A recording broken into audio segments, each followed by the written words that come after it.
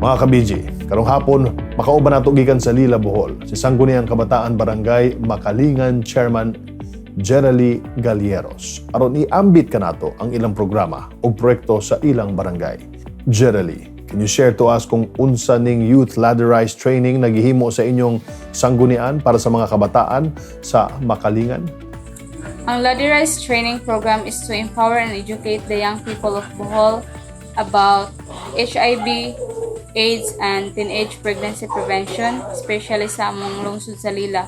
So ang gihimo ng mga program is to invite BULAD, which is Bohol Leaders and Advocates for Adolescent Health and Development Program. Kani sila they help adolescent and youth to understand the sexuality, develop the right values and life skills. They also help young people make responsible and healthy decision, and they thereby reducing teenage pregnancies and sexually transmitted infection.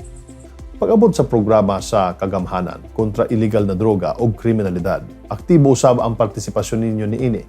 Jeraly, unsa pod kadako ang nihimo na epekto ani ng programa sa inyong komunidad? Pag-abot sa programa sa kagamhanan kontra illegal na droga o kriminalidad, nakita nako nga dako kini og epekto sa among komunidad, ilabi na sa akong mga sakop nga mga kabatanunan, tungod kay andam ang ilang mga panghuna-huna nga maminaw ug unsa ang mga gipaambit kanila. Jeraly, hisgutan sad nato ang edukasyon. Unsa ang programa ninyo aron matabangan ang mga kabanay ninyong estudyante sa Barangay Makalingan? Since online class man karon tungod sa pandemya, nakita nako nga ang mga estudyante nanginahanglan og pagtagad, labi na sa mga elementarya nga naglisod sa ilang mga modular. So as a SK chairperson, dili ra sa akong katungod nga SK sa Makalingan kundi tibuok SK sa Lila, nagsabot mi nga sabay barangay mag-assign mi og mga higher grades like college nga maoy mo guide sa mga estudyante nga mupasabot og magpaambit og unsay angay ipaambit sa mga estudyante sa elementary nga naglisod og sabot sa ilang module.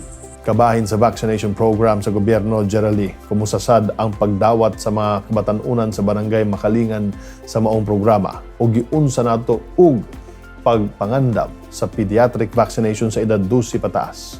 In terms sa vaccination, nakita nako nga daghang interesado og daghan sa nagpabakuna sa among barangay, ilabi na sa akong mga sakop nga mga kabatanunan. Sa Makalingan, mukabat na og 80% ang mga nagpabakuna. Wala pay labot ang mga wala mabakunahi tungod kay first come first serve o nagpaabot pa kini sa sunod nga schedule.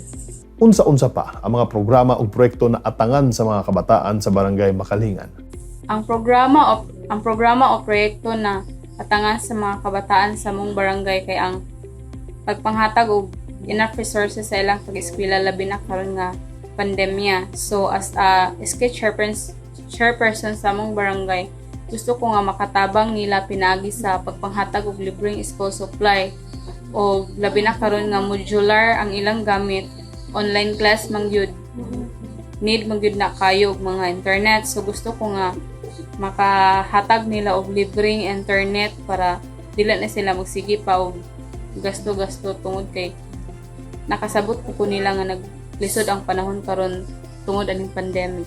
Jeraly, ang imong mensahe o panawagan na lang alang sa mga kabatanunan sa Barangay Makalingan lakip na ang tibuok munisipalidad sa Lila.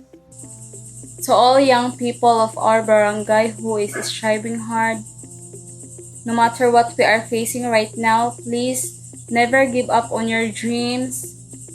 Pursue your passion on choosing your career. Always follow your heart. Just think positively and something better will come along. Daghang salamat Sangguniang Kabataan Barangay Makalingan Chairman Jeraly Galieros. Isayag you!